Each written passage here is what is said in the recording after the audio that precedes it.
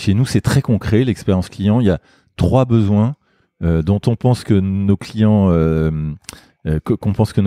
recherchent et qu'ils ont recherché depuis les 20 ans qu'on existe et qui chercheront probablement dans les 50 prochaines années.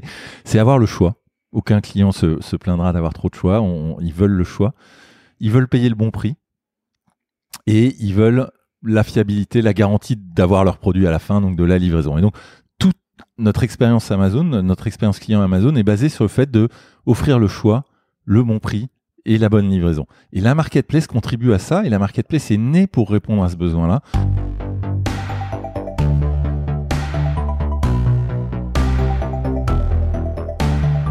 Bonjour, je suis Laurent Crête et vous allez écouter Le Panier, un podcast e-commerce dans lequel on décortique les recettes d'acteurs du commerce en ligne.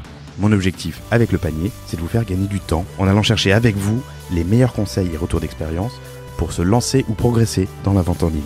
Acquisition, plateforme, panier moyen, emailing, logistique, on abordera ici tous les sujets du e-commerce. Le Panier vous est proposé par Cosa Vostra, cabinet de conseil en stratégie digitale, qui accompagne ses clients dans la croissance de leur business en ligne. Fondé par 4 entrepreneurs, Cosa Vostra met les mains dans le cambouis et crée également ses propres startups afin de mieux maîtriser les problématiques de ses clients. Nous adorons les défis et serions ravis de relever les vôtres. Contactez-nous sur lepanier@cosavostra.com ou sur notre site cosavostra.com. Bonne écoute!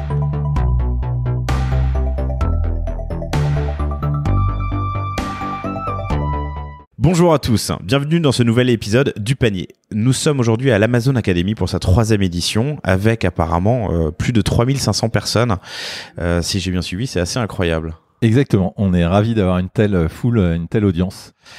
Amazon en 2019, c'est la première destination e-commerce en France avec plus de 30 millions de VU par mois en moyenne et sa marketplace représente près de 60% des achats en unité.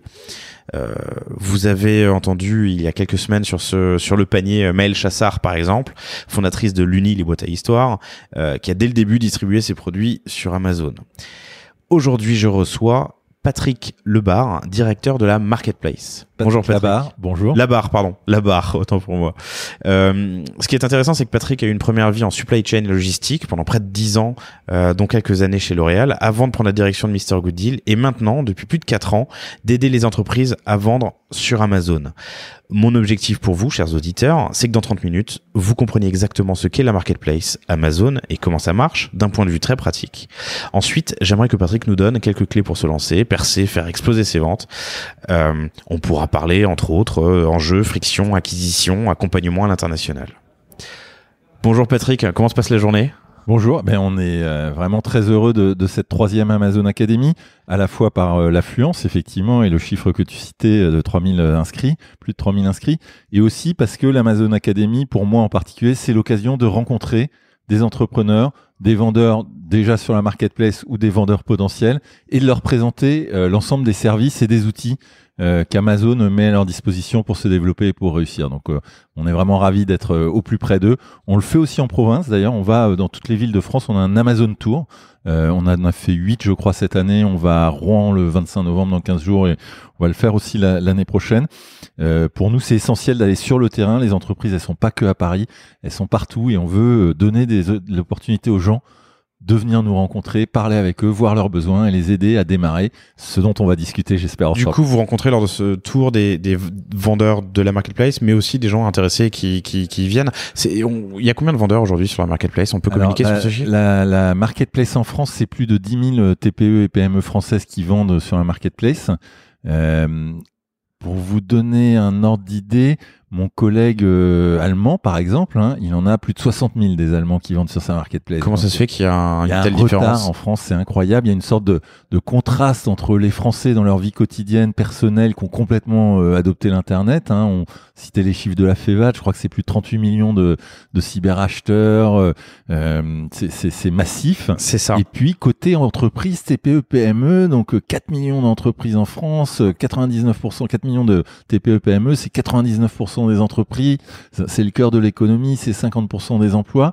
Et là-dedans, 15, 13, je sais plus, un tiers qui n'ont pas de site internet ou qui pensent pas en avoir, 16% qui vendent en ligne, enfin des chiffres qui sont absolument ridicules, qui nous placent à la 14e place européenne, je crois, en termes de développement numérique. Alors bon, tes auditeurs sont probablement pas dans ce cas-là, ou s'ils le sont, je les invite à nous rejoindre et à venir voir comment on peut vendre en ligne simplement et passer le cap du digital. C'est effectivement ça le chiffre donné par la FEVAD. 16% des entreprises françaises vendent en ligne et seulement un tiers des entreprises ont un site. C'est effrayant. Donc, ok. Donc tu disais 10 000 vendeurs sur la marketplace aujourd'hui. Une typologie de vendeurs? Alors il y a tout, et c'est la beauté, je crois, des services qu'on développe, c'est qu'ils peuvent répondre assez largement, et si c'est pas le cas, on développe parfois des services spécifiques, on en parlera sûrement, mais que vous soyez un entrepreneur qui développe un nouveau produit, un nouveau concept, que vous soyez un industriel qui cherche un nouveau canal de distribution de ses produits, que vous soyez un distributeur, une boutique physique qui veut étendre sa zone de chalandise, on a les outils qui répondent à ces besoins, et donc il n'y a pas de vendeur type entre guillemets. On a tous ces types de profils qui sont représentés sur un marketplace, et avec beaucoup de succès. Alors pour commencer peut-être par le commencement, c'est quoi une marketplace? Alors la marketplace, je pense que c'est au cœur de la vision d'Amazon, et je vais dire quelques aphorismes et je m'en excuse. La vision d'Amazon, c'est l'expérience client. On a toujours dit ça.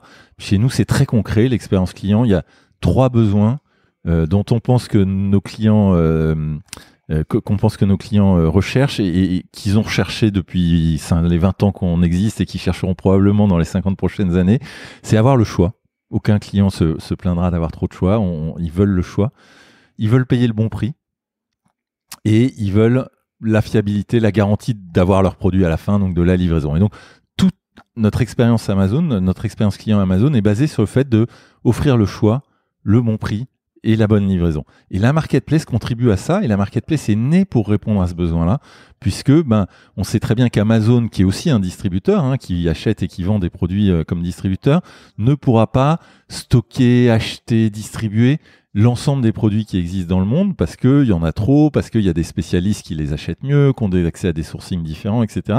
Et donc finalement, la marketplace, en permettant à d'autres vendeurs de venir sur notre site proposer leurs produits à nos clients, permet d'étendre le choix qu'on va donner à nos clients. Et donc aujourd'hui, par exemple, Amazon en France, c'est impressionnant, c'est plus de 350 millions de références de produits, et on en ajoute tous les jours. Il faudrait 7 ans, je crois, 350 millions, ça fait 35 000 ou 3500 par vendeur, c'est incroyable. Alors c'est très important. Et donc il faudrait 7 ans, je crois, pour un client qui voudrait vraiment parcourir tout le site. Heureusement, on a un moteur de recherche qui lui évite de faire ça, on en parlera sûrement. Donc voilà, donc la première chose, c'est la marketplace contribue au choix. Elle contribue au prix aussi, parce que l'expérience client, donc c'est de trouver le produit au bon prix. Et le principe même de la marketplace, qui est devenu un standard aujourd'hui, mais on avait un peu tâtonné, nous, pour le trouver au lancement, c'est ce qu'on appelle la page détail unique. Donc chaque produit a une seule fiche produit sur Amazon, et les différents vendeurs, Amazon et les autres vendeurs, sont en concurrence pour gagner ce qu'on appelle le bouton d'achat. C'est un peu le Graal des marketplaces, c'est gagner le bouton d'achat, et ça, il est attribué au meilleur vendeur étant celui qui a le meilleur prix, le meilleur délai de livraison et les meilleures notations des clients. Et donc bien sûr, le prix est un élément de cet algorithme, et donc il faut avoir le bon prix, et ça le garantit pour nos clients. Et puis meilleure expérience de livraison, vous allez me dire ça, comment vous garantissez ça? Bon, déjà on a des règles qu'on demande à nos vendeurs de respecter, c'est-à-dire que ils sont libres de fixer leur délai de livraison, mais ils s'engagent à le respecter si c'est eux qui livrent, et on vérifie qu'ils le respectent. Et puis on leur propose surtout notre service logistique qui leur amène plein d'avantages et qui amène à nos clients l'excellence opérationnelle, je pense qu'on peut le dire, pour laquelle on est reconnu côté livraison. Elle existe depuis quand, la marketplace? 2003 en France, je crois. Donc ok, 13 ans déjà. Et l'enjeu stratégique pour Amazon par rapport aux produits propres Amazon, encore une fois, c'est vraiment de garantir cette expérience client à travers le choix, le prix et la qualité de la livraison. Et encore une fois, la croissance de la part de la marketplace, je crois que tu le disais en introduction, aujourd'hui, 60% des unités vendues, 58% des unités vendues dans le monde sont vendues par des vendeurs tiers. Donc et ça a grossi. Il y a 10 ans, c'était moins de 30%. Donc le succès d'Amazon ces dernières années et le développement d'Amazon, c'est d'abord le développement des vendeurs tiers. C'est pas arrivé comme ça, c'est pas tombé du ciel. On a investi très lourdement dans des moyens marketing, dans des moyens logistiques, dans des moyens technologiques pour les aider à développer leur activité. Et d'ailleurs, moi, mon boulot au quotidien, c'est de fournir à ces vendeurs et de développer des nouveaux services. C'est vraiment le côté service, c'est de leur donner les services pour se développer. Je dis pas de bêtises en disant que Amazon, l'achat sur Amazon, c'est le vaisseau amiral d'Amazon. 60% des unités vendues, c'est énorme.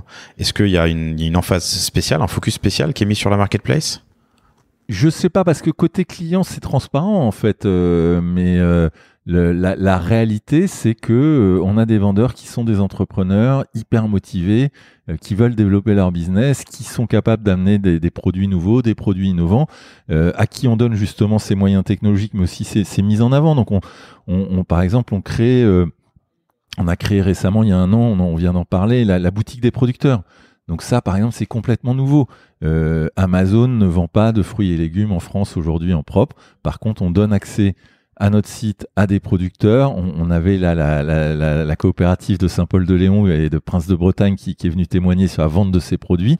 Bon, bah, c'est génial. C'est 650 producteurs sous forme de coopérative qui viennent vendre des paniers de légumes frais aux clients Amazon frais sur Amazon. Pas sur Amazon Prime Now, sur Amazon. Sur Amazon. Ok, mais ça veut dire que les entrepôts ont dû être revus. Alors, on n'a pas de service logistique pour le frais, donc là, c'est eux qui le gèrent avec un prestataire spécialisé qui est Chronofresh aujourd'hui, mais c'est eux qui gèrent la livraison, puisque vous savez que la marketplace, il y a deux modèles. Un modèle où le vendeur se charge lui-même de l'expédition, et un modèle, s'il veut, qui est un service qu'on lui offre, qui est de nous confier ses stocks. Et là, c'est nous qui faisons l'expédition. Si tu veux qu'on en parle maintenant, c'est hyper important. C'est la clé du succès d'Amazon. Il y a deux avantages à ce modèle. Et le conseil que je donnerais à ceux qui nous écoutent et qui veulent se lancer dans le e-commerce et qui veulent se lancer sur Amazon, il y a vraiment à mon avis, deux enjeux très importants pour eux. Quand tu dis ce modèle, c'est ce... Ok, je te laisse continuer. Prime et l'international. Et comment on peut avoir ces offres qui sont Prime? Donc Prime, tu connais sans doute, 49 € par an, tu as un abonnement à la livraison gratuite, illimité, en un jour ouvré. Tu as aussi la vidéo, Prime Vidéo, avec un catalogue qui s'étoffe sans cesse. Tu as Twitch, enfin tu as un certain nombre de services digitaux associés à ça. Mais donc pour nos vendeurs, Prime, c'est surtout l'accès à une population de clients qui sont très fidèles, qui consomment plus et qui reviennent plus souvent. Donc plus de visibilité pour leurs produits. On a parlé de ces 350 millions de références. Comment je fais pour émerger parmi ces 350 millions de références? Prime, déjà, c'est la première façon d'émerger auprès des clients qui sont ceux qui consomment le plus, qui sont le plus fidèles. Donc moi, e-commerçant, je choisis d'être Prime. Et pour choisir d'être Prime aujourd'hui, la façon la plus simple, c'est de nous confier votre stock. Et donc, à partir du moment où vous confiez vos produits et qu'on assure la logistique, on est capable de répondre à la promesse Prime, c'est-à-dire de livrer extrêmement rapidement sur une livraison traquée et garantie, et donc le produit devient badgé Prime. Donc ça, c'est extrêmement important, c'est vraiment le premier levier, parce que plus de visibilité, donc plus de trafic, meilleure conversion aussi, parce que quand on est Prime, c'est marqué Prime sur la fiche produit, il y a un délai garanti, c'est marqué expédié par Amazon, et encore une fois, les gens, je pense, reconnaissent à Amazon ce savoir-faire logistique. C'est aussi le moyen pour le vendeur, si c'est quelqu'un qui est entrepreneur ou qui a une petite structure, de partir en vacances, s'arrêter les week-ends, faire face au pic de Noël. On a autre chose à faire. À Noël, on est en train d'approvisionner les produits, de vendre, etc. On n'a pas envie de faire les colis et de les expédier. Donc voilà, Prime, c'est nous confier la logistique, c'est l'accès à Prime, c'est l'accès aussi à une simplification de l'activité, à se concentrer sur son cœur de business. Mais Prime, c'est, à mon avis, le levier le plus important. Plus de trafic, meilleure conversion, plus de ventes, ça paraît assez naturel. Le deuxième, et en échange, je confie mes stocks à Amazon. Voilà, et en échange, je confie mes stocks à Amazon. Pas les stocks que je veux, je reste maître de ma politique commerciale. Ça veut dire que je suis complètement maître de mes tarifs, je suis complètement maître de mon stock. Quand je veux arrêter, j'arrête. Il n'y a pas d'engagement, il y a aucun problème. Et le deuxième aspect important quand on nous confie la logistique, c'est que notre réseau logistique, c'est un réseau européen intégré. Donc aujourd'hui, Amazon est présent en propre dans 5 pays en Europe, l'Allemagne, l'Angleterre, la France, l'Italie et l'Espagne, avec tout un réseau logistique qui va avec et qui est capable de servir 28 pays européens, puisqu'il y a des gens en Pologne qui commandent sur le site allemand, il y a des gens en Belgique qui commandent sur le site français, etc. Donc on sert ces 28 pays européens. Une fois que vous nous confiez votre stock, on est capable de livrer sans coût additionnel, vraiment en un clic, on est capable de livrer vos produits à l'ensemble de ces 28 des clients de ces 28 pays européens. Moi, je livre qu'à un seul endroit mon stock. Je suis producteur en toi, Bretagne, je livre à un entrepôt à Orléans ou l'entrepôt le plus proche de chez toi. Et nous, on a un produit qui s'appelle Pan-Européen, expédié par Amazon Pan-Européen. On répartit le stock pour être sûr que le client à Munich, quand il va sur le site, on lui dit livraison dans 2 heures ou livraison le lendemain parce que le client il est dans l'entrepôt à côté de Munich. Le produit, on l'a mis dans l'entrepôt à côté de Munich sans frais transfrontaliers pour toi. On fait le service client en plus en allemand. On gère les moyens de paiement allemands. Enfin, tout ça c'est bien sûr inclus dans la prestation. Et donc ça c'est un deuxième aspect de développement très important. Je crois que tu citais 30 millions de visiteurs uniques en France d'après les chiffres de la FEVAD au T2 2019. Sur l'ensemble de l'Europe, je crois que les chiffres médiamétrie, c'est quasiment 120 ou 150, je sais plus, donc x5. Voilà, l'enjeu, c'est un peu ça. C'est est-ce que tu veux faire le business France ou est-ce que tu veux faire le business x5? Est-ce que tu as déjà vu des vendeurs qui abandonnaient carrément leur propre distribution? Parce qu'aujourd'hui, Amazon, c'est le marketplace, ça peut être l'un de mes canaux. Alors, c'est pas forcément un souhait, donc j'ai pas d'exemple pertinent là-dessus. J'ai vu beaucoup de marques qui sont créées sur Amazon, qu'on trouvait que Amazon était le point de lancement idéal pour grossir, acquérir la notoriété, etc. Et une fois qu'ils ont réussi sur Amazon, ça leur permet de se lancer dans d'autres canaux. Il y a un parallèle, là, tu as sans doute assisté, on avait une conférence avec des témoins sur Kindle. Et donc, il y avait un auteur auto-publié qui dit, moi, j'ai fait mes 7 premiers romans sur Kindle parce que je n'étais pas sûr de moi, je savais pas trop qui allait me publier, je voulais pas me griller, etc. Donc, il a fait ses 7 premiers romans, il s'est auto-publié. Et puis, une fois qu'il avait son lectorat, qu'il est devenu célèbre, que ses bouquins ont marché, il a pu négocier avec un éditeur traditionnel c'est pareil sur la marketplace. Il a fait ses preuves. On a plein de marques et il y avait là un air d'antan qui est une marque de cosmétiques qui a témoigné. Elle dit moi j'étais trop petit, tous les distributeurs m'ont fermé la porte. Je me suis lancé sur Amazon. Je sais plus, elle disait en 2 ans, elle va faire 700 000 euros de chiffre d'affaires cette année, probablement plus l'année prochaine. J'imagine qu'elle va retourner voir des distributeurs traditionnels en leur disant, regardez, les clients sont là, ils apprécient. Et c'est super. Nous, ce qu'on cherche, c'est aider les gens à se développer sur Internet. C'est pas exclusif. Internet et le monde physique coexistent, cohabitent. Voilà, sur Internet, je pense qu'on a une vraie carte à jouer parce que on a du trafic, on a un savoir-faire marketing et technologique qui existe. Autant le mettre à disposition de ces entrepreneurs pour qu'ils réussissent. Oui, et surtout, comme dit, tu l'as dit, un énorme trafic. Moi, j'ai découvert des marques. Il y a aujourd'hui, je le dis pour les auditeurs, mais ça, il suffit que j'y pense pour que le nom m'échappe, mais les plantes qu'on peut faire pousser dans sa cuisine. Prêtes à pousser, que moi j'ai découvert sur Amazon, bien sûr. à la période de Noël l'année dernière. Potager d'intérieur, c'est Lilo, c'est super. Moi, j'en ai eu un l'année dernière pour Noël aussi. J'ai trouvé ça génial. Qu'est-ce qu'il faut faire pour se lancer? Alors, pour se lancer sur Amazon, c'est ultra simple. 2 clics, vous tapez vente sur Amazon sur n'importe quel moteur de recherche, vous avez un lien, vous arrivez à nos pages d'enregistrement, on s'enregistre, montrer un peu patte blanche, forcément, 2-3 documents à fournir, rentrer son nom, son adresse, etc. Et là, à partir de là, on a accès à un back-office professionnel pour 39 € par mois. Donc, c'est un investissement, mais qui est quand même pas ultra conséquent, qui permet de lister autant de produits qu'on veut sur les 5 marketplaces européennes que j'ai citées. Donc, voilà, on s'inscrit. On peut importer des flux? On peut importer des flux, bien sûr. Donc, il y a des prestataires de flux qui existent externes et des partenaires. Il y en a plein, ça vous les connaissez. Et puis, sinon, on peut aussi développer ses propres API et s'interfacer directement avec Amazon pour gérer en flux plutôt que à travers le back-office. Et pour les plus petits vendeurs, on peut faire du coup on peut faire du one par one dans le back-office. Bien sûr, on peut lister produit par produit. On peut gérer toutes les opérations. Le back-office donne aussi un certain nombre d'outils. Des outils de reporting sur le trafic, sur la conversion, des outils d'aide au pricing. Donc, si on n'est pas très sûr du bon prix, comment gagner la buy box, comment se passer par rapport à la concurrence, etc. On a des outils avec un volume de data énorme. Voilà, exactement. Donc, à travers ces outils, en fait, on met à disposition ce qu'on connaît des clients, des outils de marketing ciblés, de produits sponsorisés, de mise en avant de la marque, en particulier si on veut faire émerger une marque, donc beaucoup d'outils, des accès à des deals, puisque vous savez que la page deal, c'est une page super visitée sur le site. Je crois que c'est la 2e page la plus visitée du site Amazon. Là, au moment des fêtes, on rentre vraiment dans le dur du sujet avec Black Friday, avec Cyber Monday, avec tous les deals de Noël. Donc, bien sûr, nos vendeurs ont accès aux deals. C'est même des gros consommateurs de deals parce que c'est aussi un super moyen de faire émerger son produit, de faire émerger sa marque et d'acquérir des nouveaux clients. Donc, on a accès à tout ça. Donc, 39 €, c'est hyper simple. On s'enregistre, on se lance, on liste ses produits. Et puis après, le pire qui puisse arriver, c'est que ça marche. Et donc, une fois que ça marche, on est payé par Amazon qui garantit le paiement. C'est nous qui gérons l'ensemble du paiement, etc. Et on prend une commission, donc notre business model est sur commission. Commission standard, c'est 15%. Il y a certaines catégories qui peuvent varier, donc c'est entre 8 et 20, je crois, mais la moyenne, c'est 15%.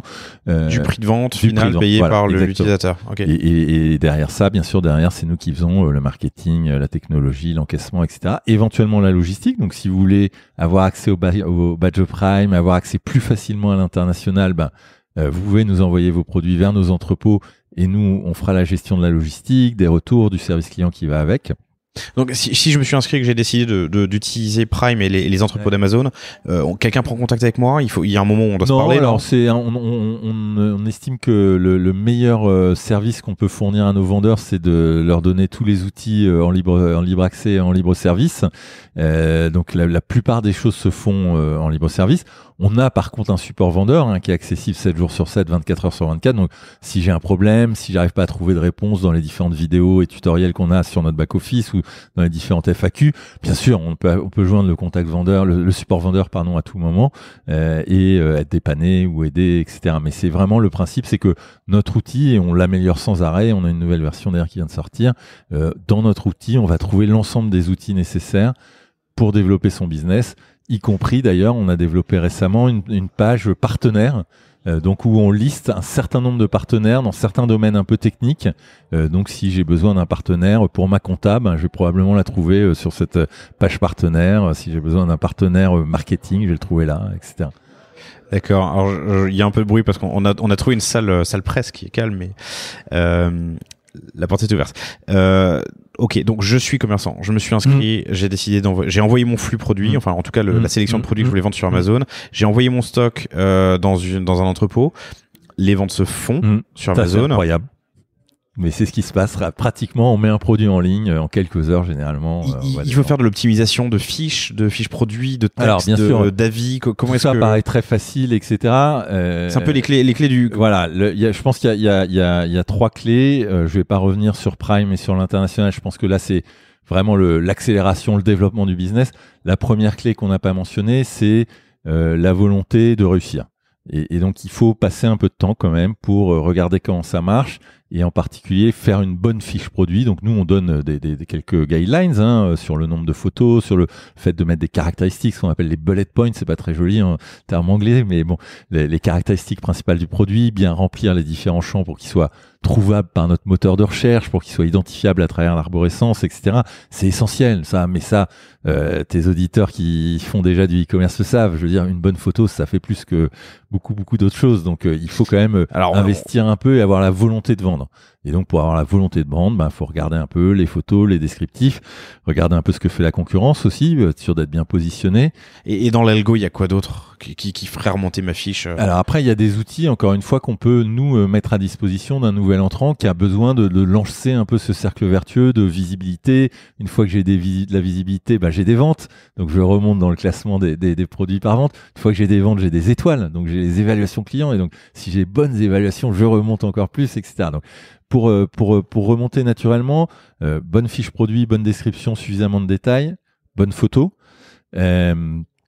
Après, bien répondre aux évaluations clients et obtenir les bonnes évaluations clients et modifier s'il faut son produit ou ses process pour être sûr qu'il répond aux besoins des clients. J'ai intérêt à demander à mes acheteurs qui ont acheté sur Amazon de me laisser une évaluation en termes de marketing et d'automation après. Mais ça vient assez naturellement. Les acheteurs Amazon ont l'habitude de ce principe-là. Et donc, aujourd'hui, ils mettent des évaluations assez naturellement. Et c'est une bonne source d'information, en particulier pour une marque qui a ses propres produits et qui développe ses propres produits. Il y a beaucoup de gens qui utilisent les évaluations Amazon pour améliorer le produit ou le service qui va avec. Donc ça, c'est très important.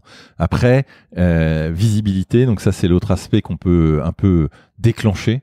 Donc le moyen de le déclencher, c'est les outils marketing qu'on propose. Produits sponsorisés, donc faire réagir le moteur de recherche avec une mise en avant sur des résultats de recherche ciblés.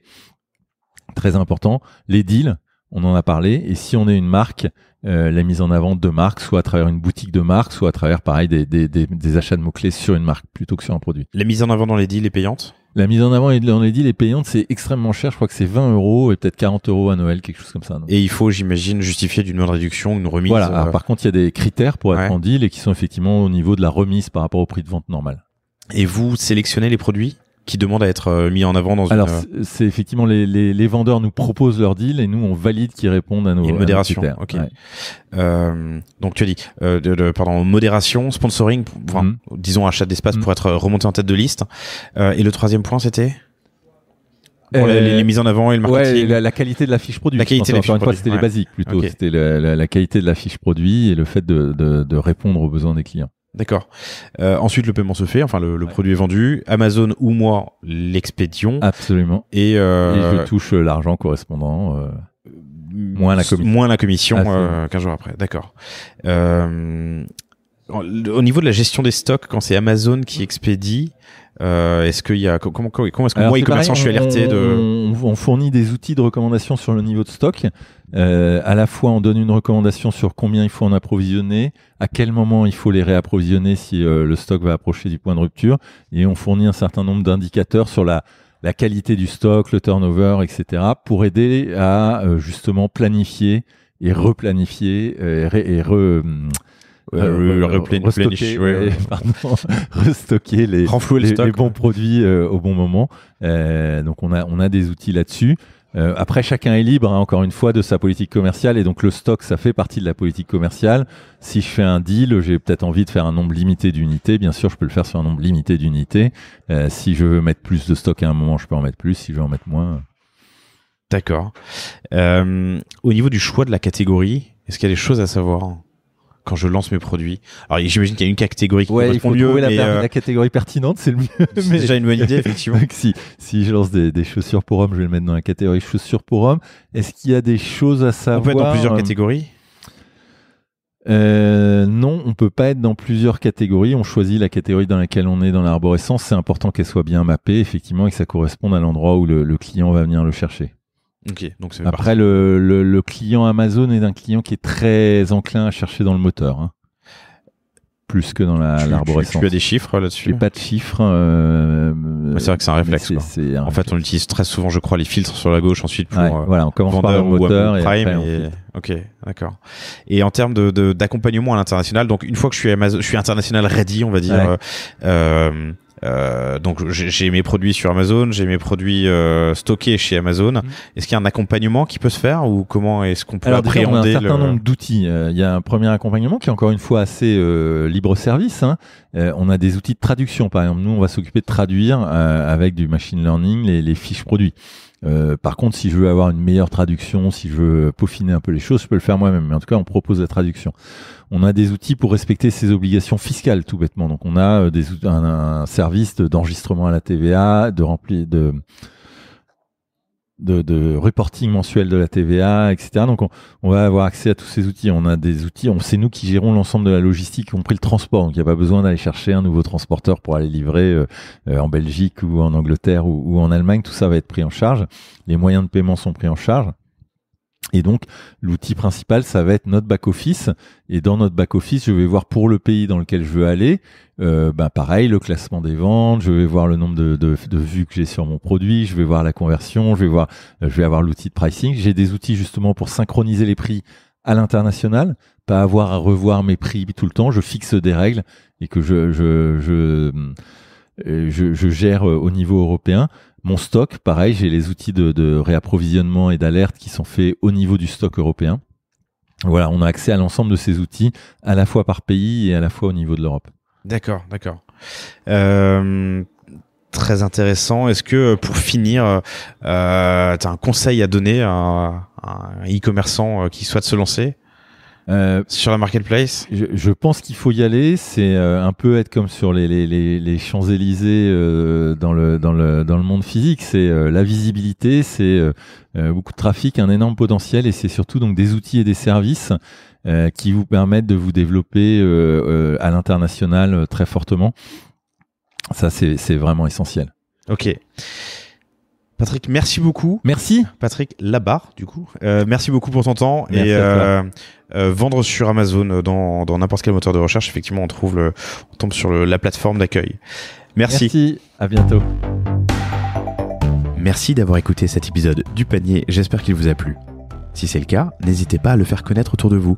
Vous pouvez le noter et laisser un commentaire sympathique sur Apple Podcast ou votre plateforme de podcast de prédilection, ça nous aide à remonter dans les classements. Vous pouvez aussi partager le panier autour de vous par email, sur les réseaux ou un dîner, c'est ce qui nous aide le plus.